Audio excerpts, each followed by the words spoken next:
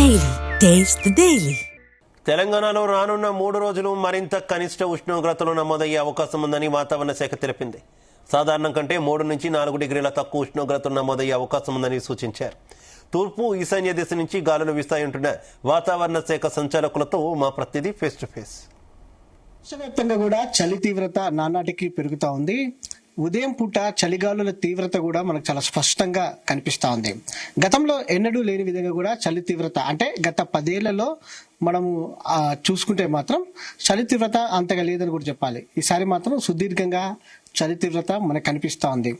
దీనికి సంబంధించి మనతో పాటు మాట్లాడడానికి ఐఎండి అధికారి శ్రావణి గారు మనతో పాటు ఉన్నారు. వారితో మాట్లాడించే ప్రయత్నం చేద్దాం.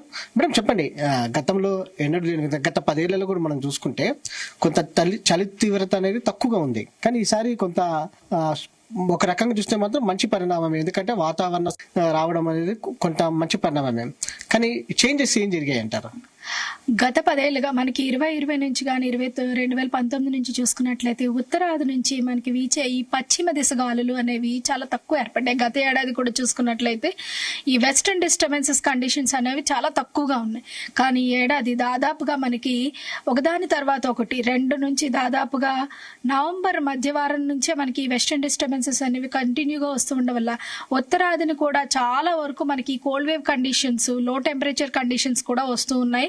పొగమంచు కూడా మనకి జీరో విజిబిలిటీ కండిషన్స్ కూడా మనకి ఢిల్లీ పరిసర ప్రాంతాల్లో చూస్తున్నాం. అమృత్సర్, ఢిల్లీ, బరేలీ ఎయిర్పోర్ట్స్ లో కూడా చూస్తూ ఉన్నాం కంటిన్యూస్ గాన.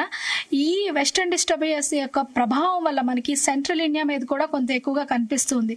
ముఖ్యంగా మధ్యప్రదేశ్, నాగ్పూర్, అలాగే మనకి తెలంగాణ ఈ పరిసర ప్రాంతాల్లో కూడా ఉష్ణోగ్రతలు గణనీయంగా తగ్గుతున్నాయి. మనకి బెంగళూరు అంటే ఇది పరిసర ప్రాంతాల్లో కూడా మనకి ఉష్ణోగ్రతలు, ముఖ్యంగా రాత్రిపూట ఉష్ణోగ్రతలు, కనిష్ట ఉష్ణోగ్రతలు గణనీయంగా తగ్గడం, అలాగే ఈ కోల్డ్ వేవ్ కండిషన్స్ కూడా ఏర్పడడం అయితే జరుగుతూ ఉన్నాయి కంటిన్యూస్ గా.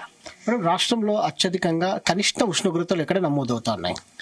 ప్రస్తుతానికి చూసుకున్నట్లయితే మనకి ఉత్తరాదిన దాదాపుగా ఆదిలాబాద్ ఈ పరిసర ప్రాంతాల్లో 7.7 డిగ్రీల ఉష్ణోగ్రత నమోదవడం జరిగింది. అలాగే మెదక్, సంగారెడ్డి, ఈ రాజేంద్ర నగర్ ఈ పరిసర ప్రాంతాల్లో కూడా మనకి 7 నుంచి 9 డిగ్రీల మేర ఉష్ణోగ్రతలు నమోదవుతూ వస్తున్నాయి. అంటే సాధారణం కంటే 3 నుంచి 5 డిగ్రీల మేర తక్కువగా నమోదవుతూ వస్తున్నాయి అన్నమాట. మేడం, దాంతో పాటుగా జిహెచ్ఎంసీ పరిధిలో ఎలా ఉందంటారు? ప్రధానంగా హైదరాబాద్ నగరంలో కూడా చలి తీవ్రత కొంత ఎక్కువగా కనిపిస్తా ఉంది. హైదరాబాద్ పరిధిలో చూసుకున్నట్లయితే మనకి సాధారణ ఉష్ణోగ్రతలు నమోదవుతున్నట్టే సాధారణం కంటే 2 డిగ్రీలు తక్కువగా నమోదవుతున్నప్పటికీ మనకి 12 నుంచి 15 డిగ్రీల మేర ఉష్ణోగ్రత నమోదయ్యే అవకాశం ఉంది. సెంట్రల్ అంటే హైదరాబాద్ సెంట్రల్లో కొద్దిగా చలి తక్కువగా ఉన్న శివారు ప్రాంతాల్లో మాత్రం, నగర శివారు ప్రాంతాల్లో మాత్రం కొంచెం చలి అధికంగా ఉండే అవకాశం అయితే కనిపిస్తూ ఉంది. ముఖ్యంగా నగర శివారు పరిసర ప్రాంతాల్లో మనకి ఉష్ణోగ్రతలు కూడా కొంచెం తక్కువగా నమోదయ్యే అవకాశం ఉంది. రానున్నటువంటి రోజులు ఎలా ఉండబోతుంది అంటారు? ప్రధానంగా రానున్న వారం రోజులు చలి తీవ్రత ఎలా ఉంటుంది అంటారు?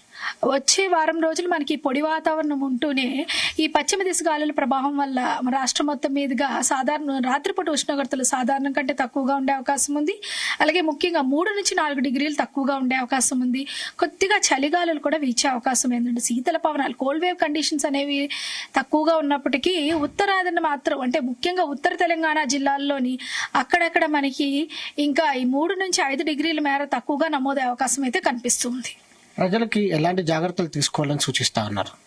చూసుకున్నట్లయితే ముఖ్యంగా ఈ ఉష్ణోగ్రతల యొక్క ప్రభావం, రాత్రిపూట ఉష్ణోగ్రతల ప్రభావం అనేది వృద్ధుల మీద, పిల్లల మీద ఎక్కువగా ఉండే అవకాశం ఉంది. చర్మం పొడిబారడం కానీ, డీహైడ్రేట్ అవ్వడం కానీ జరుగుతూ ఉంటుంది. దానికి తగ్గట్టుగా మాయిశ్చరైజింగ్ లోషన్స్ వాడడం కానీ, కంటిన్యూస్ వాటర్ ఇంటేక్ కూడా చాలా మంచిది. అంతేకాకుండా మనకి తెల్లవారుజామున ముఖ్యంగా తెలంగాణ పరిసర ప్రాంతాల్లో మనకి రేడియేషన్ ఫాగ్ అనేది ఎక్కువగా ఉంటుంది. తెల్లవారుజామున 6 గంటల కంటే ఉదయం సూర్యోదయ సమయంలో మనకి ఈ పొగ మంచు ఏర్పడే అవకాశం ఉంటుంది. ముఖ్యంగా హైవేల మీద ప్రయాణం చేసే వాళ్ళు ఈ సమయంలోని చాలా వరకు తగ్గించుకుంటే మంచిది. ఎందుకంటే సడన్ గా పొగమంచు ఏర్పడడం వల్ల ఎక్కువగా ప్రమాదాలు గురే అవకాశం ఉంటుంది అనమాట. ముఖ్యంగా 5:30 నుంచి 7:30 దీని ప్రభావం ఉంటుంది. కాబట్టి ఈ పొగమంచు ప్రభావం వల్ల కూడా మనకి ఈ ప్రమాదాలు గురే అవకాశం ఉన్నందున ఆ సమయాల్లో అవాయిడ్ చేయడం అనేది మంచిది అనమాట. ఇది మొత్తం మీద చూసుకుంటే మాత్రం ఉత్తరాది జిల్లాల్లో, తెలంగాణలోని ఉత్తరాది జిల్లాల్లో కొంత చలి తీవ్రత ఎక్కువగా ఉన్నట్టు కూడా చెప్తా ఉన్నారు. దాంతో పాటుగా పశ్చిమ వాయు దిశ నుంచి గాలులు అధికంగా ఉండటంతో కూడా ఈసారి చలి తీవ్రత అనేది ఎక్కువగా ఉందంటూ కూడా చెప్పడం జరిగింది. దాంతో పాటుగా వాహనాలు నడిపేవారు తెల్లవారుజామున కొంత జాగ్రత్తగా ఉండాలంటూ కూడా సూచిస్తా ఉన్నారు. వృద్ధులు పిల్లలు కూడా తగు జాగ్రత్తలు తీసుకోవాలని సూచిస్తా ఉన్నారు. వీడియో కృష్ణతో వంశకృష్ణ, జీ న్యూస్, హైదరాబాద్. రాష్ట్ర